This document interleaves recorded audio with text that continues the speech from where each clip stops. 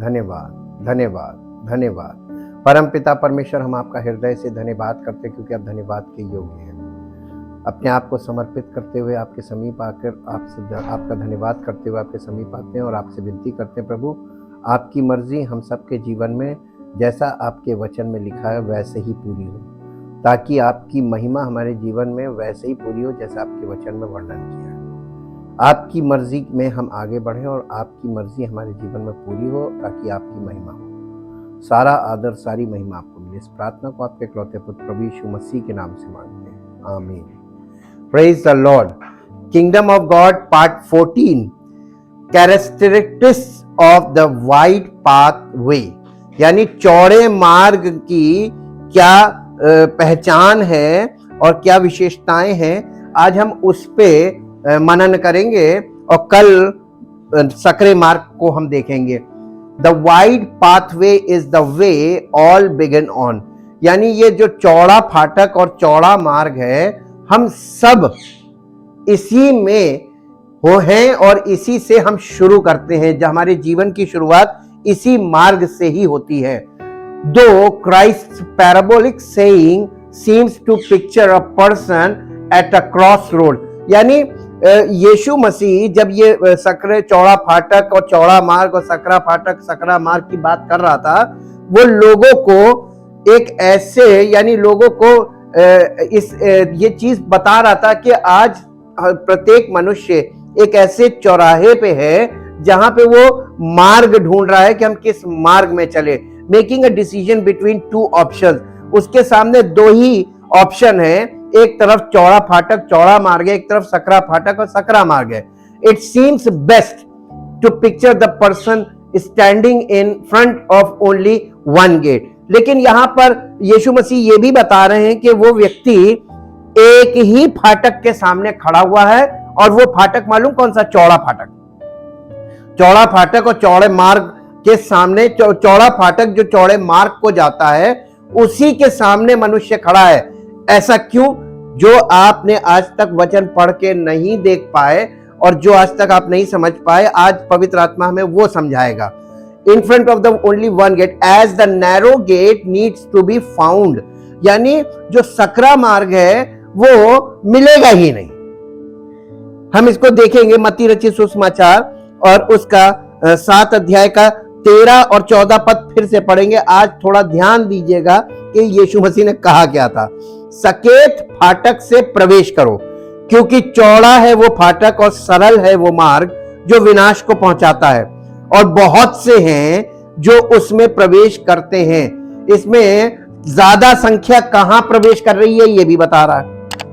चौड़ा मार्ग चौड़े फाटक से प्रवेश कर रहे हैं, और जो विनाश को पहुंचाता है, यानी चौड़ा फाटक और चौड़ा मार्ग जो विनाश को पहुंचाता है उसमें वो सरल है।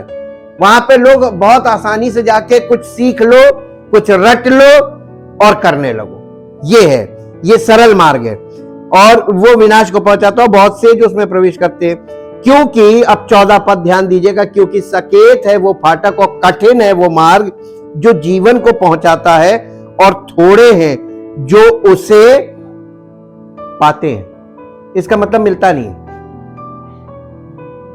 नहीं मिलेगा, इसको आपको ढूंढना पड़ेगा। चौड़ा फाटक जहां आप खड़े हैं अभी जीवन में, आप सोच रहे हैं कि हम प्रभु के मार्ग में हैं। बहुत सी कलीसियाओं की बहुत कंडीशन ऐसी है, लोग उस कलीसियाओं में सोच रहे हैं कि हम जीवन के मार्ग में हैं। लेकिन अगर आप यीशु मसीह की बातों पर थोड़ा सा आंख बंद करके ध्यान दीजिए, तो वो कह रहा है कि कठिन है वो मार्ग जो सकरा मार्ग है, कठिन है। लेकिन यीशु मसीह बोल रहा है कि उसी में प्रवेश करो, कठिन मार्ग में। और शुरुआत भी उसने इसलिए की है, सकेत फाटक से प्रवेश करो, क्योंकि चौड़ा फाटक जो है वो लोगों को सरल लगता है। इंसान की एक विशेषता है उसके स्वभाव की, कोई भी इंसान कभी भी कठिन नहीं पसंद करता है। आपको क्वेश्चन पेपर कैसा चाहिए? सरल, है ना? आपको जीवन कैसा चाहिए? सरल, कठिनाई ना आए। कठिनाई आ गई तो जीवन आप कहते हो अरे भैया पता नहीं क्या प्रभु नाराज है क्या, शक आने लगता है। अरे यार, कठिन जीवन ही सच्चा जीवन है, उसमें प्रभु नाराज नहीं है। प्रभु कठिनाई में ही तो तुमको सिखाना मांगता है और कठिनाई में ही तुमको सिद्ध करना मांगता है। तो कठिनाई का होना, इसका मतलब आप प्रभु की उपस्थिति में हैं, और कठिनाई का ना होना आप प्रभु में नहीं हैं। उल्टा है।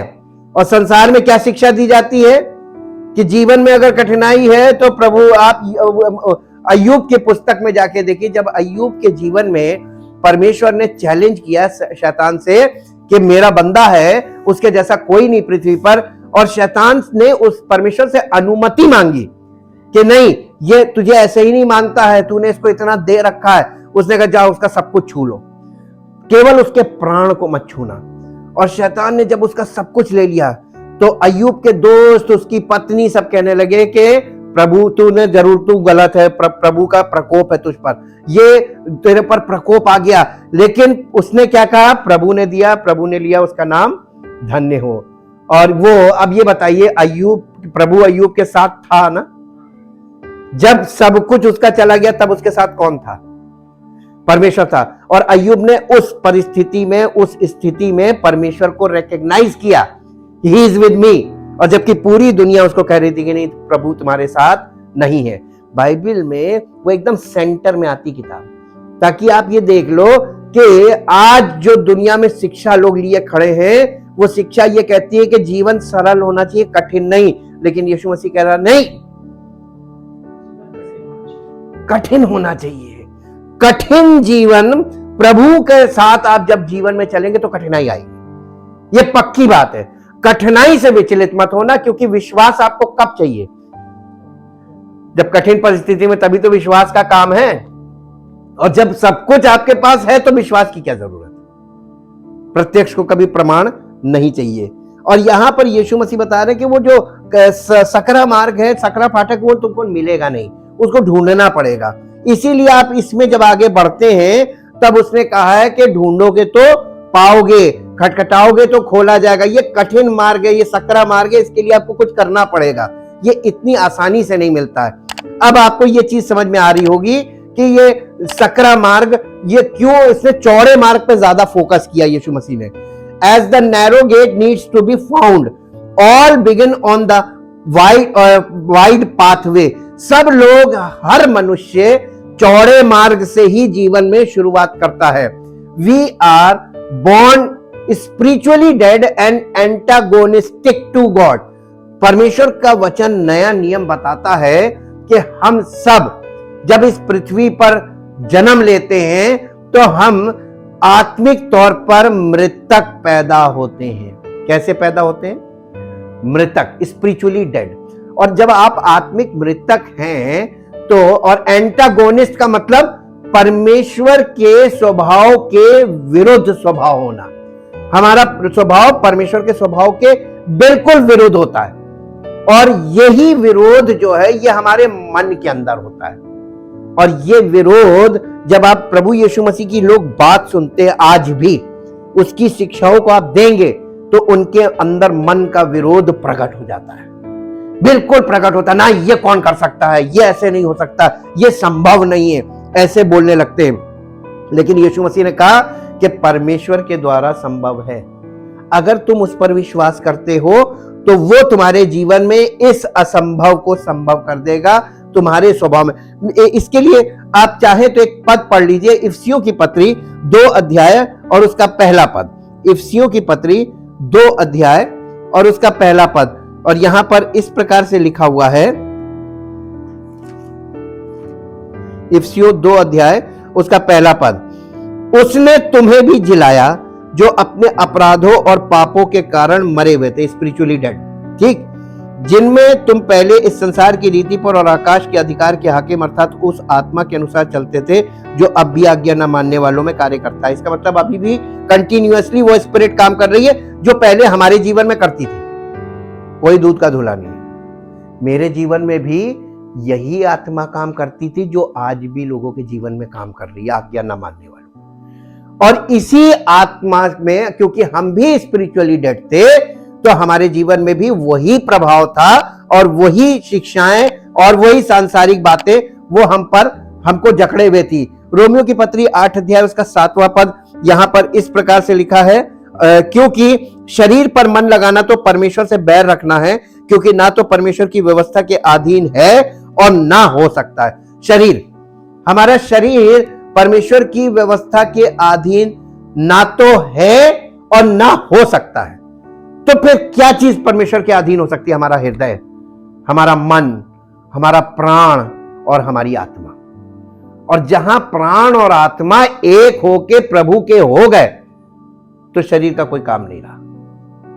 ये शरीर हमारा जो है ना, ये पाप का बर्तन है, इंस्ट्रूमेंट ऑफ सिन। इसी से हम पाप करते हैं। इसलिए इस देह को हमें त्यागना नहीं है, हमें इस देह को निष्क्रिय करना है। और प्रभु की आत्मा हमारी आत्मा को सक्रिय बनाती है ताकि हम देह को निष्क्रिय कर सके। हम अपनी आत्मा के द्वारा, आत्मा में बल पाना है।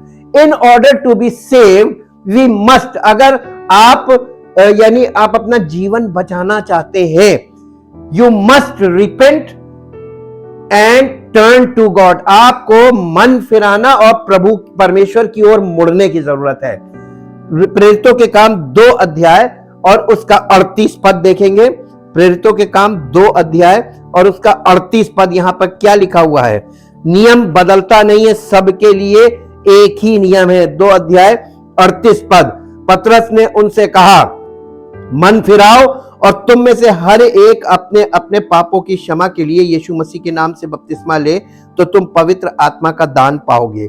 यानी मन फिराना बहुत जरूरी है और प्रभु की ओर मुड़ना। Christ says that one must choose to enter the narrow gate, no decision needs to be made to enter the wide path. यानी चौड़े फाटक में प्रवेश करने के लिए आपको निर्णय लेने की जरूरत ही नहीं है। पूछिए क्यों? क्योंकि ऑलरेडी आप वहीं हैं। वहां पे निर्णय लेने की क्या जरूरत है? निर्णय तो आपको लेना पड़ेगा सकरे फाटक से प्रवेश करने के लिए, सकरे मार्ग में चलने के लिए आपको निर्णय लेना पड़ेगा। क्योंकि जहां आप पहले से है तो वहां के लिए निर्णय क्या लेना? वहां तो है हम। वहां से निकलने का और इस फाटक में प्रवेश करने का निर्णय लें। दूसरा पॉइंट है, the wide pathway is spacious and easy to follow. ये चौड़े मार्ग को लोग पसंद क्यों करते हैं? आज थोड़ा सा इसके ऊपर आप ध्यान कीजिए। मैक्सिमम दुनिया में मैक्सिमम लोग इसी मार्ग को पसंद कर रहे हैं। उसके क्या कारण हो सकते हैं? The broad and easy way can be followed without thought. आपको चौड़े मार्ग में चलने के लिए विचार की जरूरत ही नहीं है। सिर्फ वहां पर जो लोग कर रहे हैं उनके वो जो लोग कर रहे हैं वही करने लगो। आप उनको सीख लो, उनसे कॉपी करना सीख लो, नकल करना सीख लो। जैसे आप कहीं पर गए, वहां पर लोग ताली बजा रहे हैं तो आप क्या करेंगे? थोड़ी दिन बाद आप बजाने लगेंगे, कह रहे सब लोग बजा रहे हैं यार, अजीब लग रहा है, हम भी बजाएं। फिर आप वहां पर देखेंगे कि लोग सब लोग खड़े हैं तो आप भी खड़े हो जाएंगे, सब लोग बैठ गए तो आप भी बैठ जाएंगे। तो आप वही कर रहे हैं जो सब लोग कर रहे हैं। लेकिन अगर कोई आपसे पूछे तुम ऐसा क्यों कर रहे हो, तो आप जवाब नहीं दे पाएंगे, क्योंकि सब कर रहे हैं, हम कर रहे हैं। ये चौड़े मार्ग में यही चीज है, एक दूसरे को कॉपी कर लो। आप संसार में देखिए, संसार में इसमें विचार की कोई जरूरत नहीं, आपको विचार नहीं करना है। अब संसार में लोग, कोई भी त्योहार है, कोई भी चीज है, कोई भी किसी भी प्रकार का विश्वास है, सारे लोग आपको, पूरा मोहल्ला, पूरा दूर दूर तक लोग एक ही सा काम कर रहे हैं। और किसी से पूछ लो कि क्यों कर रहे हो, कोई नहीं बता पाता। आप ट्राई करके देखिएगा, लोगों से पूछिएगा, कारण पूछिएगा तुम ऐसा क्यों कर रहे हो, उनको नहीं मालूम। भाई शुरू से हमारे पूर्वज करते चले, हम कर रहे हैं। इसका मतलब क्या हुआ? आपको विचारों की कोई जरूरत नहीं, विचार आपको सोचने की, दिमाग की कोई जरूरत नहीं है। बस जो सब कर रहे हैं वो करते रहो, है ना। चौड़े मार्ग में यही सरलता है ना, सरल है। बच्चा पैदा होगा, थोड़े दिन बाद वो करने लगेगा। ठीक, अब देखिए, there is plenty of space to walk in. वहां पर चलने के लिए खूब जगह होती है चौड़े मार्ग में, क्योंकि सब लोग एक ही सी चाल चल रहे हैं, तो आप भी चल रहे हैं, खूब जगह है। दूसरा, there is plenty of space for the attractive things of the world to grow. वहां पर सांसारिक चीजें इतनी ज्यादा आपको मिलेंगी कि सांसारिक तरीके मिलेंगे, सांसारिक अट्रैक्ट करने के लिए। म्यूजिक जो है वो सांसारिक चीज है, और म्यूजिक का ज्यादा इस्तेमाल कलीसिया में ये अट्रैक्ट करने के लिए, कि जवान बच्चों को अट्रैक्ट कर ले। बजाने वाले भी आ जाएंगे, गाने वाले भी आ जाएंगे, वो अट्रैक्शन में आ गए। अब आप उनसे पूछिए कि तुम बजाते हो प्रभु के लिए? प्रभु के लिए नहीं, हम तो अपना स्टेज पे बजा रहे हैं।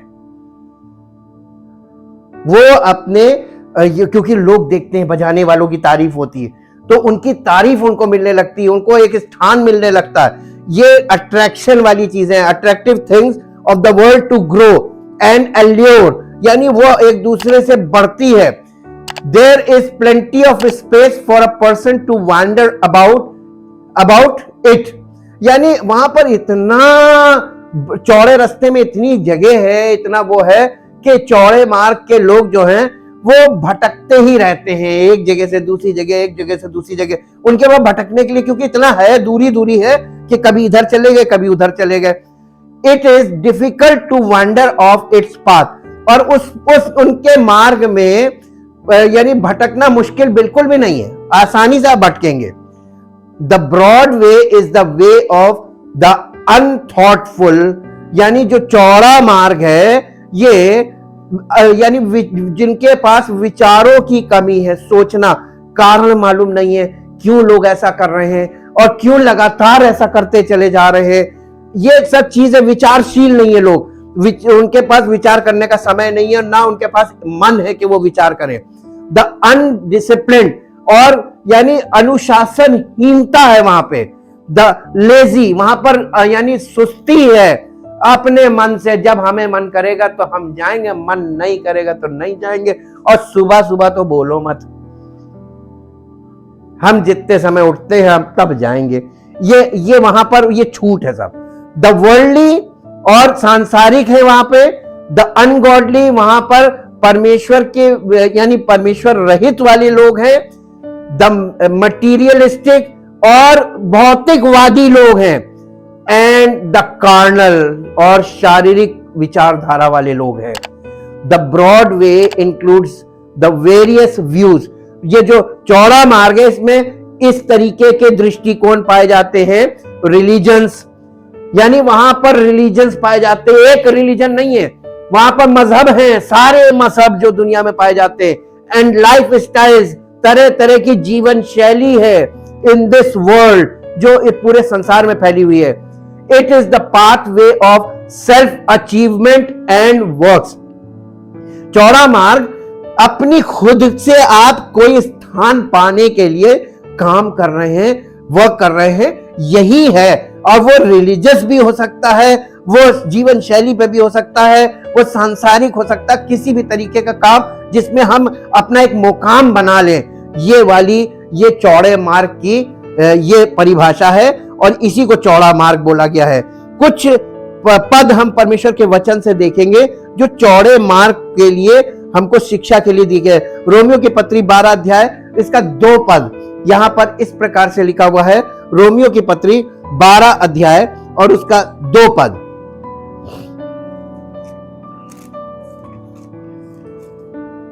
यहां पे लिखा है, इस संसार के सदृश ना बनो, परंतु तुम्हारे मन के नए हो जाने से तुम्हारा चाल चलन भी बदलता जाए। बदल जाए नहीं लिखा है, तो इसका मतलब हमारा चाल चलन एक दिन में, एक साल में, एक यानी 2-4 साल में, 5 साल में नहीं बदलेगा। It takes long term. तो आपको कलीसिया में तब तक लगे रहना है जब तक आपका चाल चलन पूरी तरीके से परिवर्तित ना हो जाए। इस संसार के सदृश आप जो हैं, आपकी सोच, आपके सोचने का ढंग, आपकी जीवन शैली, आपका व्यवहार सब सांसारिक है। आप सांसारिक दृष्टिकोण से अगर सोच रहे हैं तो आपको परमेश्वर के दृष्टिकोण से सोचने वाली जब तक टेंडेंसी ना आ जाए, जब तक आप परमेश्वर के वचन के अनुसार ना सोचने लगे, परमेश्वर की इच्छा के अनुसार ना सोचने लगे, परमेश्वर की योजना के अनुसार ना सोचने लगे, तब तक आप, और जब आपका चाल चलन परिवर्तित होने लगेगा, इसका मतलब आप परमेश्वर की इच्छा के अनुसार सोचने वाले बन गए। चाल चलन भी बदलता जाए, जिससे तुम परमेश्वर की भली और भावती और सिद्ध इच्छा अनुभव से मालूम करो। यानी हमको परमेश्वर की इच्छा हमारे लिए क्या है, ये हमें अनुभव से पता चलेगा जब हम परमेश्वर की ओर बढ़ते चले जाएंगे। और इसके साथ साथ एक पद और पढ़ेंगे, याकूब की पत्री, उसका 4 अध्याय का 4 पद। याकूब की पत्री 4 अध्याय का 4 पद। यहां पर इस प्रकार लिखा हुआ है, हे व्यभिचारिणियों, क्या तुम नहीं जानती कि संसार से मित्रता करनी परमेश्वर से बैर करना है। ये संसार से, अगर हम आज आप देखिए कलीसियाओं में संसारिकता ज्यादा है या परमेश्वर की इच्छा ज्यादा दिखती है। संसारिकता बढ़ गई है, सांसारिक रीति रिवाज बढ़ गए हैं, सांसारिक सोच भर गई है, और इसीलिए यहां पर कह रहा है कि संसार से मित्रता परमेश्वर से बैर है। जब हम संसारिक ज्यादा होते हैं तो हमारा परमेश्वर से बैर होता है, और हम जैसे जैसे संसार से परमेश्वर की ओर मुड़ने लगते हैं तो संसार हमसे बैर करने लगता है और हम परमेश्वर हमसे प्यार करने लगता है। यह कॉन्ट्रास्ट है, हमेशा याद रखिएगा। यूहन्ना रचित सुसमाचार 12 अध्याय का 46 पद, यहां पर यीशु मसीह ने कुछ कहा है। यूहन्ना रचित सुसमाचार 12 अध्याय उसका 46 पद, और यहां पर लिखा हुआ है 46 पद में, मैं जगत में ज्योति होकर आया हूं ताकि जो कोई मुझ पर विश्वास करे वो अंधकार में ना रहे। अगर आप यीशु मसीह पर विश्वास करते हैं वास्तव में, ये वाली बात हमारे जीवन में पूरी हो जानी चाहिए। लेकिन कई बार हमने अपने जीवन काल में अभी तक यही देखा है कि मैक्सिमम लोग इस बात का दावा करते हैं कि हम यीशु मसीह पर विश्वास करते हैं, लेकिन उनके जीवन में अंधकार मुझे दिखाई देता। अंधकार क्या है? सांसारिक रीति रिवाज, सांसारिक बातें, सांसारिक सोच, संसार के ढंग से सोचना, संसार के तरीके से लोगों को देखना, सांसारिक दृष्टिकोण रखना। ये इस बात का प्रतीक है कि वो यीशु मसीह पर विश्वास करने का दावा तो कर रहे हैं लेकिन अंधकार में है। और इसीलिए पहला यूहन्ना के पहले अध्याय में उसने बोला था, यदि कोई कहता है कि हमारी उसके साथ सहभागिता है और वो अंधकार में चलता है तो वो झूठा है, क्योंकि हम उसके साथ सहभागिता रख रहे हैं तो हमारे जीवन में ज्योति होनी चाहिए, हमारे जीवन से ज्योति निकलनी चाहिए। इफिसियों की पत्री 5 अध्याय उसका 11 पद, यहां पर इस प्रकार से लिखा हुआ है, ये हम लोग सब चौड़े फाटक से ही निकल के आ रहे हैं, लेकिन जो लोग पूरी तरीके से निकले हैं, कुछ लोग निकलने वाले हैं, निकल रहे हैं, तो हमें यह देखना है कि हम कहां पहुंचे। 5 अध्याय का 11 पद, अंधकार के निष्फल कामों में सहभागी ना हो वरन उन पर उल्हाना दो। क्या करो?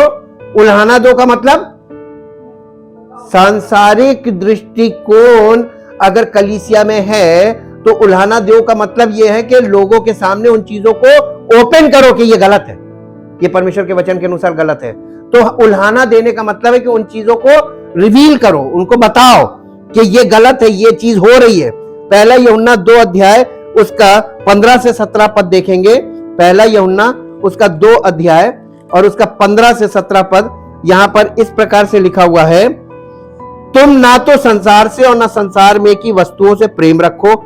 यदि कोई संसार से प्रेम रखता है तो उसमें पिता का प्रेम नहीं है, क्योंकि जो कुछ संसार में है अर्थात शरीर की अभिलाषा, आंखों की अभिलाषा और जीविका का घमंड, वो पिता की ओर से नहीं परंतु संसार ही की ओर से है।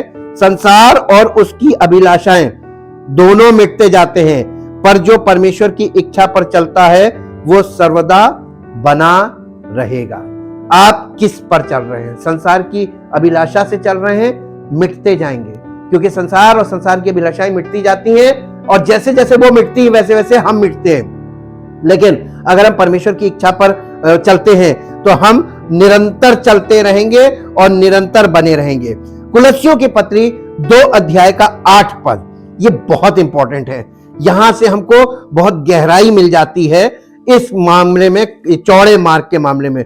कुलस्सियों 2 अध्याय का 8 पद, चौकस रहो कि कोई तुम्हें उस तत्व ज्ञान और व्यर्थ धोखे के द्वारा अपना अहेर ना, क्या लिखा है? अपना अहेर, अहेर का मतलब क्या होता है?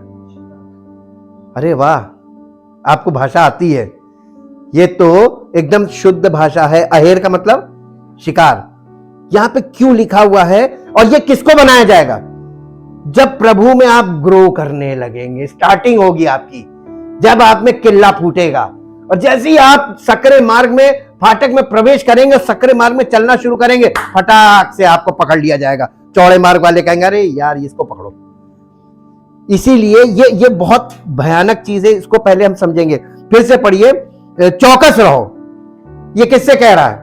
जब आपने सकरे मार्ग में प्रवेश किया है, जितने लोगों ने सकरे मार्ग में प्रवेश, यानी जितने लोगों ने निर्णय लिया कि हम यीशु मसीह की इच्छा को अपने जीवन में ग्रहण करते हैं, उसी की शिक्षा के अनुसार हम जीवन व्यतीत करेंगे।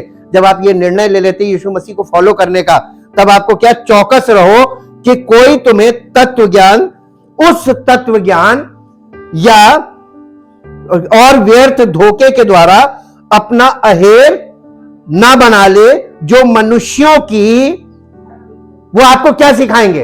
वो आपको अहेर करके परंपरा में फंसाएंगे।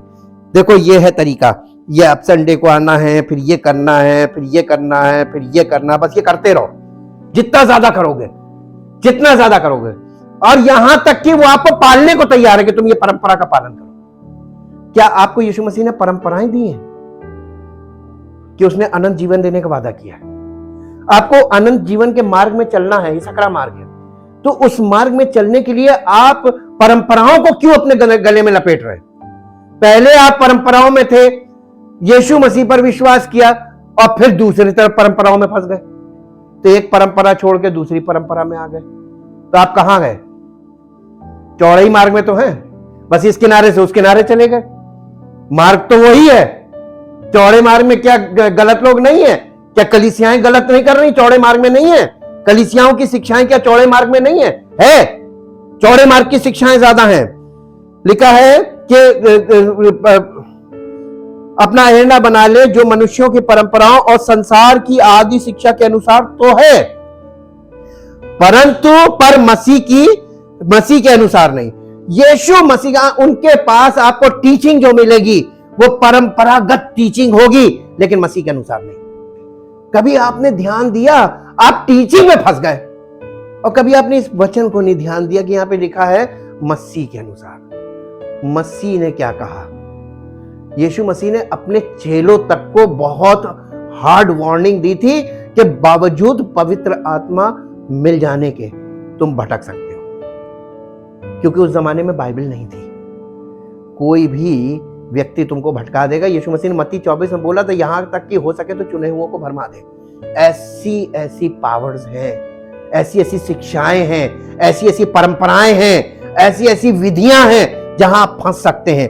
थोड़ा सा हम इसी पद को, केवल इस पद को, 8 पद को हम थोड़ा सा आपका ध्यान दिखाना मांगते हैं। इंग्लिश में लिखा हुआ है, ये पद इंग्लिश में है कि सी टू इट, यानी बहुत ध्यान से देखो, see to it that no one take you captive, कि कोई तुमको बंदी ना बना ले, अपनी कैद में ना कर ले। That captive through hollow and deceptive philosophy, यानी जो एक खोखली शिक्षा के द्वारा, एक हॉलो का मतलब होता है खोखली, और डिसेप्टिव धोखे से भरी, फिलॉसफी का मतलब होता है जीवन का अर्थ समझने वाली शिक्षाएं, कि तुमको जीवन का अर्थ समझाते समझाते वो तुम्हारे जीवन को अपने कब्जे में कर ले। दर्शन शास्त्र बताते हैं, फिलॉसफी का मतलब दर्शन शास्त्र। ऐसा दर्शन ना कोई तुमको दिखा दे कि तुम उसके जाल में फंस जाओ। Which depends on human tradition, उनकी शिक्षाएं, मालूम ऐसे लोगों की शिक्षाओं के बारे में बता रहा है कि उनकी शिक्षाएं यानी परंपराओं पर आधारित शिक्षाएं होंगी, परंपरागत शिक्षाएं वो आपको देंगे। And the elemental spiritual forces, elemental spiritual forces का मतलब कि ऐसी दुष्ट की, ऐसी आदि शिक्षा जो दुष्ट आत्माओं के द्वारा संसार में पहले से है, और यीशु मसीह की शिक्षाओं से पहले से, of this world rather than on Christ, यानी यीशु मसीह की शिक्षाएं बाद में आई हैं, और इस संसार में पहले से ऑलरेडी ढेर सारी शिक्षाएं थी। इसलिए यीशु मसीह की बातें हमारे जीवन में तब ही काम करेंगी जब हम निर्णायक रूप से केवल उसी पर फोकस करेंगे। केवल उसकी, किसी से भी शिक्षा को मत ग्रहण कीजिए, उसके जीवन को भी देखिए कि बोलने वाले का जीवन कैसा है। अगर उसकी जीवन शैली मसीही जीवन शैली नहीं है तो आप उसकी शिक्षाओं से अपने आप को अलग रखिए, क्योंकि वो आप केवल उसकी मुंह की शिक्षा ले रहे हैं और उसका जीवन उस शिक्षा के अनुरूप नहीं है, तो वो रॉन्ग फॉल्स टीचर है। और यही एक सबसे बड़ी पहचान है। और इसीलिए हम इसमें देखते हैं, इसको आप टुकड़ों में देखते हैं।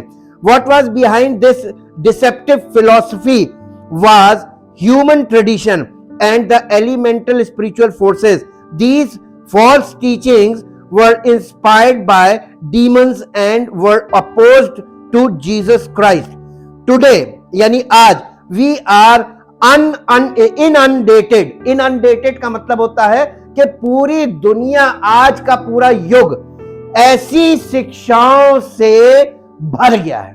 फ्लडेड, ओवरवेल्म्ड, इनअंडेटेड का मतलब कि आज पूरी दुनिया में ये शिक्षाएं भर गई हैं विद न्यू एज फिलॉसफीज, नए युग का दर्शन शास्त्र बन के। ईस्टर्न रिलीजन्स, इसमें हमारे पूर्व के देशों में, यानी इजराइल के हिंदुस्तान की तरफ जब आप बढ़ते ये ईस्टर्न रीजन कहलाता है, और जब आप अमेरिका की तरफ बढ़ते वो वेस्टर्न रीजन कहलाता है। ईस्टर्न रीजन के जितने भी रिलीजन्स हैं वो सब इसी में आते हैं।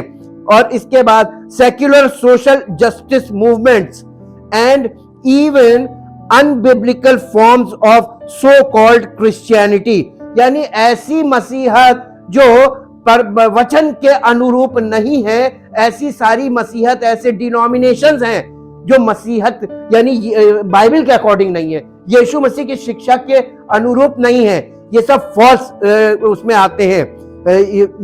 सी टू इट, यानी हमें देखना भी है, means intentionally and guardedness, we must be vigilant and proactive against false teaching, यानी हमको इस बात के लिए आत्मिक तौर पर जागृत रहने की और अपनी सही शुरुआत करने की आवश्यकता है, ताकि हम झूठी शिक्षा को प्रकट करने वाले बन सके। जब हम खुद सही करेंगे तब प्रकट होगा।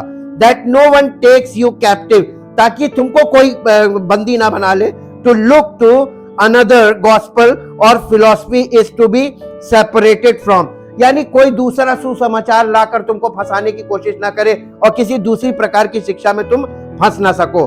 Through hollow and deceptive philosophy, यानी ये जो खोखला दर्शन शास्त्र है और धोखे से भरा है, इसका तुम शिकार ना हो जाओ।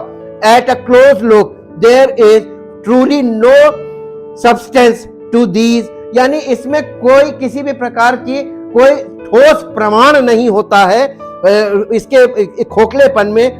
Hollow religions today the foundations under the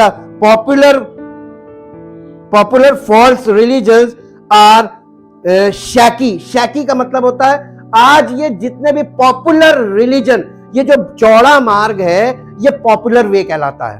चौड़ा मार्ग, चौड़ा फाटक, चौड़ा मार्ग, ये पॉपुलर वे है। पॉपुलर वे का मतलब जो आज के जमाने में बहुत ज्यादा फेमस है, जिस रिलीजन को आप बहुत ज्यादा उठता हुआ फेमस होता हुआ देख रहे हैं, उसके पास कोई ठोस वो नहीं है, वो शैकी है। शैकी का मतलब डामाडोल हो रहा है, अस्थिर हो रहा है और कमजोर हो रहा है, और ऐसी दशा हो रही है।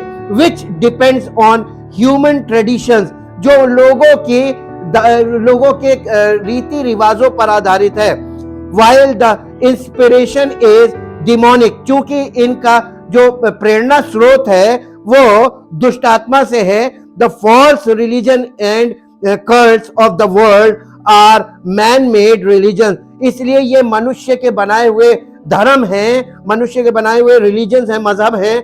Just as idols are made by the hand of man, जैसे कि एक किसी मूर्ति को कोई मनुष्य बनाता है, इसी प्रकार से ये मजहब भी मनुष्य बना रहा है, ये एक प्रकार से मूर्ति बनाने के समान है। And the elemental spirits of the world, it is true that Satan and demons are behind these man-made religions, यानी ये जो झूठी शिक्षा और झूठे रिलीजन्स हैं, झूठे मजहब हैं, इनके पीछे दुष्ट आत्माओं की शक्ति काम करती है। Elemental spirit means elementary principle, यानी आदि शिक्षा के सिद्धांत। ये एलिमेंटल फोर्सेस जो है, डीमन फोर्सेस, इविल स्पिरिट्स, ये इविल स्पिरिट का मतलब सिद्धांत भी होता है, दुष्टता के सिद्धांत इविल स्पिरिट्स कहलाते हैं। Means the ways of the world that is in darkness, यानी संसार के वो विधियां, वो शिक्षाएं, वो तरीके जो अंधकार के तरीके, क्योंकि संसार अंधकार में है, rather than on Christ. If we fully fix our eyes on Christ, we will not be led astray. अगर हम यीशु मसीह को पूरी तरीके से फोकस करते रहें और हर समय उसी पर फोकस रहें, तो कोई भी चीज हमको हमारे सच्चे मार्ग से हमें भटका नहीं सकती। इसलिए ये हमको ध्यान रखना है, आइडल्स एंड हॉलो फिलॉसफीज ये हमको भटका नहीं सकती हैं, इनमें कोई दम नहीं है। अगर हम इनको फोकस करेंगे तो हम इसमें ट्रैप होंगे, लेकिन अगर हम यीशु मसीह को फोकस करते रहेंगे तो, और उसकी शिक्षाओं को फोकस करेंगे तो, और सही मार्ग में चलते रहेंगे, तो कोई चीज हमको विचलित नहीं कर सकती, ना हमारा शिकार कर सकती, ना हमको फंसा सकती है। यह हमारी मर्जी पर डिपेंड करता है कि हमको क्या चीज एक्सेप्ट करनी है और क्या नहीं करनी है। और जब हम यीशु मसीह को अपना लेते हैं तो हम अपनी मर्जी से नहीं, हम यीशु मसीह की मर्जी के अनुसार अपने जीवन में सब कुछ करने का निर्णय लेते हैं। और जब आप यीशु मसीह की मर्जी के अनुसार, उसकी शिक्षाओं के अनुसार निर्णय लेंगे, तो आपको कोई नहीं फंसा सकता, क्योंकि वो जयवंत है, वो आपको जयवंत बनाता है, हमें और आपको। परम पिता परमेश्वर, हम आपका हृदय से धन्यवाद करते हैं आपके पवित्र वचनों के लिए, आपके पवित्र आत्मा के लिए, आपके वचन की सच्चाई के लिए। और प्रभु, गूढ़ गूढ़ बातों के खुलने से हमें जो प्रकाश मिल रहा है, ताकि हमारा जीवन प्रकाशित हो, हमारे जीवन से वो प्रकाश दूसरों तक पहुंचे, हमारी जीवन शैली से वो प्रकाश प्रकट हो, जिससे पिता परमेश्वर की महिमा हो, ताकि लोग हमारे जीवन शैली को देखकर, हमारे व्यवहार को देखकर परम पिता परमेश्वर की बड़ाई करें जो स्वर्ग में है, और ये बात सिद्ध हो कि यीशु मसीह हम में वास करता है, ताकि उसी को महिमा मिले। सारा आदर, सारी महिमा आपको देते, इस प्रार्थना को आपके इकलौते पुत्र प्रभु यीशु मसीह के नाम से मांगते हैं, आमीन। Praise the Lord. परमेश्वर की महिमा।